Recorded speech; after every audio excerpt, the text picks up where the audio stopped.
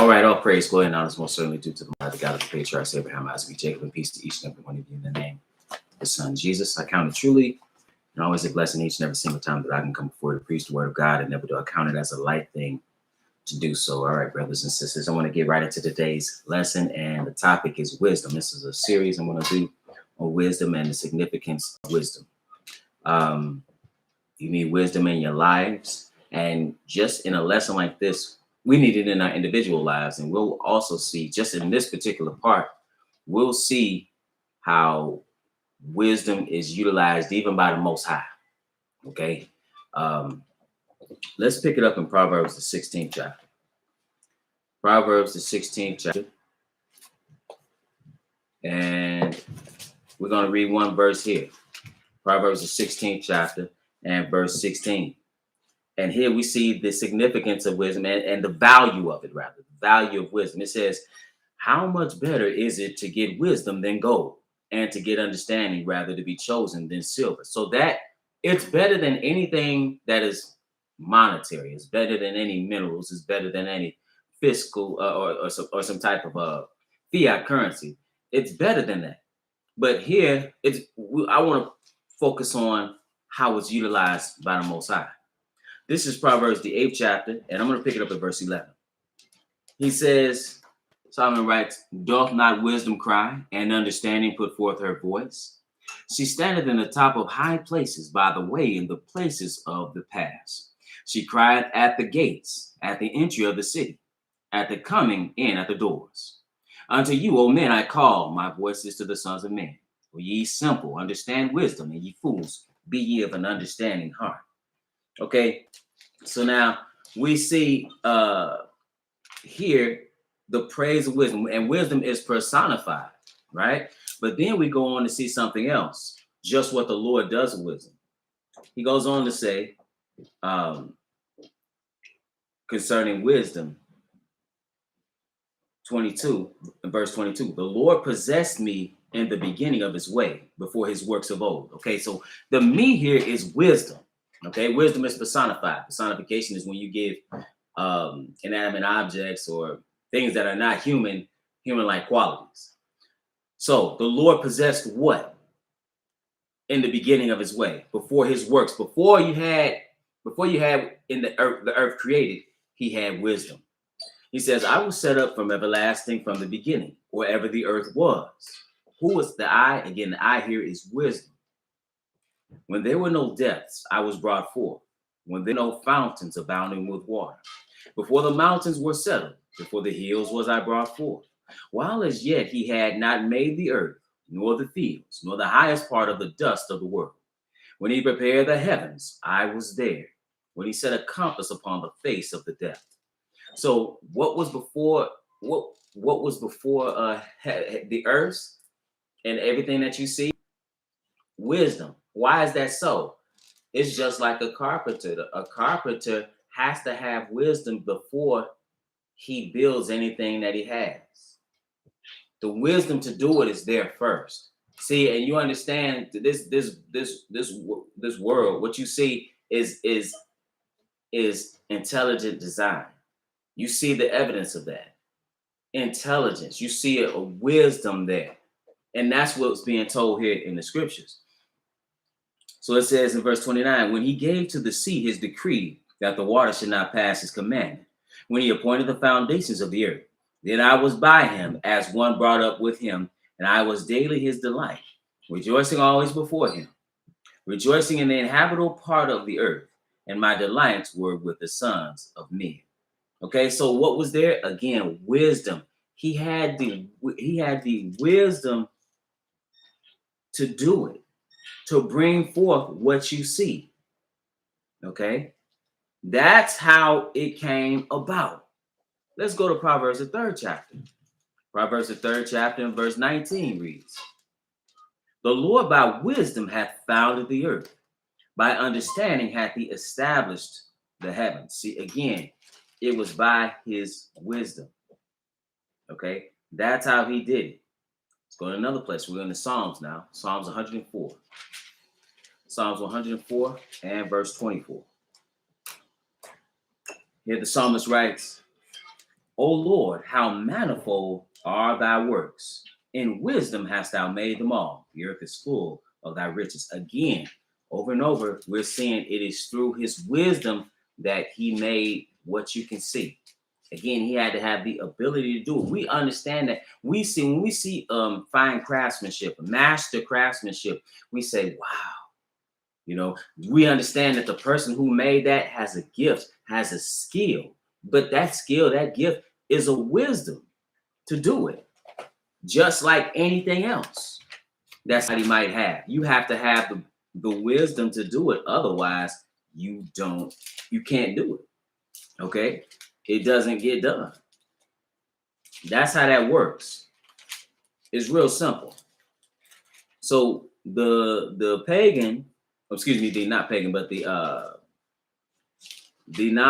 person who doesn't believe in God, the atheist, will say that, hey, there's no God. You have to deny everything that you see. You have to deny the evidence of intelligent design, because it is there. Okay, I want to read something here. This is Exodus, the 31st chapter, just to show you an example of what I was talking about. Exodus 34 and 31 and 1, when we're referring to people, it says, having wisdom, verse 1, and the Lord spake unto Moses, saying, see, I have called by name Bezaleel, the son of Uri, the son of Hur, of the tribe of Judah. And I have filled him with the Spirit of God, in wisdom and in understanding, and in knowledge and in all manner of workmanship, to devise cunning works, to work in gold and in silver and in brass, and in cutting of stones, to set them, and in carving of timber, to work in all manner of workmanship. The earth, brothers and sisters, is workmanship. It is the work of, it is actually God that's doing it, though. Psalms 136th division and verse 5, one verse here. Because here it talks about the mercy of the Lord and how we need to give him thanks, but he says something else. In verse 5, it says, to him that by wisdom made the heavens, for his mercy endureth forever. See, and this is the one that we need to acknowledge. This is the last place here. This is the one we need to acknowledge. Not false gods. And what man has done, you read in Romans, the 1st chapter, man has created a God that is no God. He's made images, he's made idols, and he gives it attributes. He will even fall down and worship this guy. He has denied the true and living God. He is dismayed, we'll read here, about what he sees in the heavens, but not acknowledging the one who actually created the heavens. And it is my belief that much of that is born out of man's rebellion against the true and living God. He'd rather rather be an atheist or make his own God. Because if you acknowledge the true and living God, you are acknowledging that there's someone who you have to bring your body into subjection to. And man simply doesn't want to do that. He'd much rather say there is no God. If he's not that bold, he'll fake it and make up a God. That's why when you read what this Bible, who many claim to believe in, when you read it, what thus said the Lord, people don't want to hear it. Why don't they want to hear it? Because they want to continue to do what they've been doing on their own terms and not to submit themselves to the terms that are stipulated within his word. This is Jeremiah, the 10th chapter, and I'm going to pick it up at verse 1. Jeremiah, this mighty prophet, here we hear in his account, it says, hear ye the word which the Lord speaketh unto you, O house of Israel. Thus saith the Lord, learn not the way of the heathen, and be not dismayed at the signs of heaven, for the heathen are dismayed at them. So he says you shouldn't learn the way of the non-believer, or the ones that don't know God. All right, that's what a heathen is, a person who doesn't know God. So it says, for the customs of the people are vain. That means it's for naught, it's for nothing, it is of no benefit. He says, for one cutteth a tree out of the forest, the work of the hands of the workman with the axe. So here you have somebody doing some workmanship too, don't you? But their workmanship is to create an idol. You cannot create a God. That's what man in his foolishness has tried to do. He said they deck it with silver and with gold. They fasten it with nails and with hammers that it move not. Oftentimes people say that's a Christmas tree. That sounds like a Christmas tree, but ultimately it's talking about idolatry in general. They will overlay wood or whatever it is with silver and with gold. They're fashioning idols. Verse 5. They are upright as the palm tree, but speak not. They must needs be born, because they cannot go. Be not afraid of them, for they cannot do evil, neither also is it in them to do good. Because the idol is nothing. The idol is not truly God. Verse 8, but they are altogether brutish and foolish. The stock is a doctrine of vanities. What's the stock of a tree? That's vanity that you would worship falsely. But what about the true and living God? Verse 10, but the Lord is the true God. This is the God of Abraham, Isaac, and Jacob. It says, but the Lord is the true God. He is the living God and an everlasting King. At his wrath, the earth shall tremble, and the nations shall not be able to abide his indignation. You're going to see that when the Lord comes back in flaming fire, taking vengeance on them and know that God and not obey not his gospel. Verse 11, thus shall he say unto them, the gods that have not made the heavens and the earth, even they shall perish from the earth and from under these heavens. See, they the gods that people have created, they are not God. They are actually a part. You had to literally take from the true and living God's creation, whatever materials you use to fashion a God. That lets you know it's foolishness. Verse 12. He hath made the earth by his power. He hath established the world by his wisdom, and hath stretched out the heavens by his discretion. See, he made it. He made the heavens and the earth. And how did he do it? It was through his wisdom. And who do we know that was that did that? We know that was none other than Jesus, our Messiah, the Mashiach, the Christ, before he was manifest in the flesh. And with that, brothers and sisters, I want to remind you that we are the household of faith. We meet every Sabbath at 5925 West 25th Avenue in Gary, Indiana at 1 p.m. Central Standard Time. We live stream right here on the Israel Teach YouTube channel, as well as at www.israelteach.org. If you've been edified through the ministry and would like to leave a donation, you can do so on our website, www.israelteach.org. That's ISRAELTEACH.org. 100% of the proceeds go to the work of the ministry. We also have Bible study every Wednesday night at 7 p.m. Central Standard Time on Zoom. The personal meeting ID number is 845-7108-8849. Again, that number is 845-7108-8849. That's every Wednesday at 7 p.m. Central Standard Time on Zoom. We also have a Friday night question and answer. Wednesday night is usually a scriptural study. Friday night is a question and answer where you can come and ask your questions.